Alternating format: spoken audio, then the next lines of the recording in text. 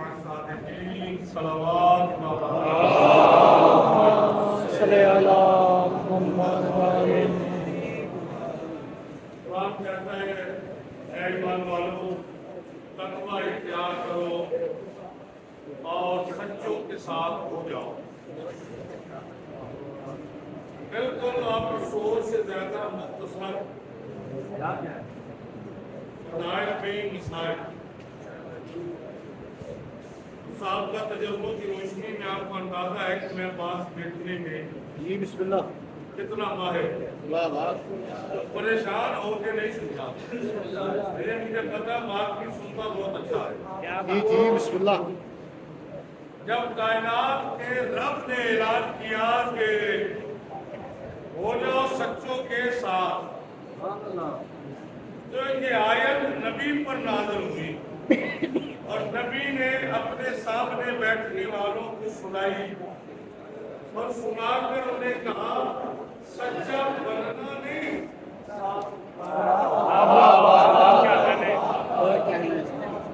جنہیں اللہ نے سچا کہا ہے ان کے ساتھ ہونا ہے۔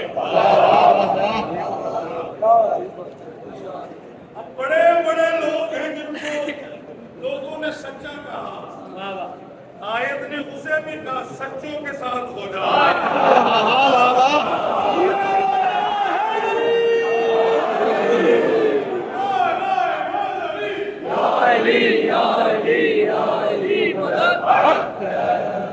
اور پھر یہ آیت جب تک قرآن میں موجود ہے،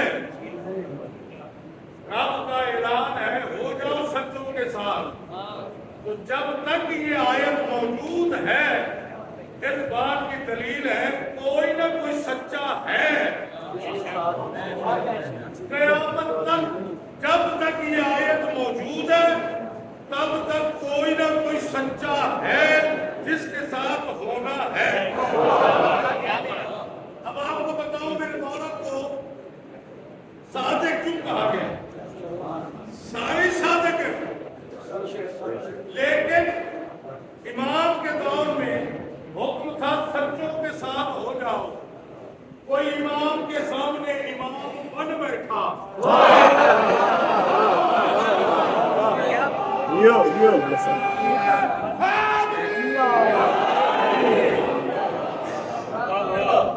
جب وہ امام کے سامنے امام بنا تو اللہ نے فرمایا میں نے حکم دیا سچوں کے ساتھ ہو جاؤ، تو امام بن بیٹھا۔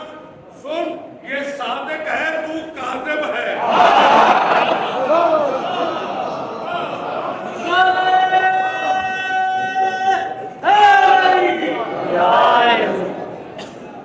جس کے ساتھ ہونے کا حکم تھا میرے عزیزوں اس صادق کو امت نے زہر دے دیا۔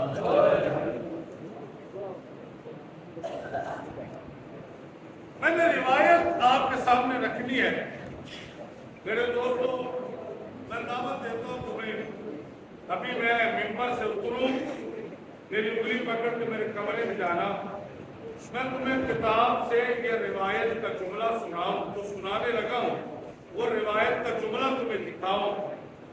65 سال کا میرا امام تھا جب میرے مولا کے گھر کو آگ لگائی گئی،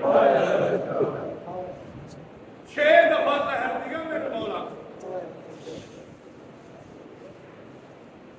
میرے مولا کے گھر کو آگ لگائی گئی 65 سال کے ضعیف امام کو، یہ تم نے روایت پہلے نہیں سنی، ہاتھوں میں رسیاں پہنائی گئی، گھریلو لباس امام کا جو تھا اسی میں امام کو گھر سے گھسیٹتے ہوئے نکلے، یا زہرا یا زہرا، روایت کا جملہ ہے من آن روایت۔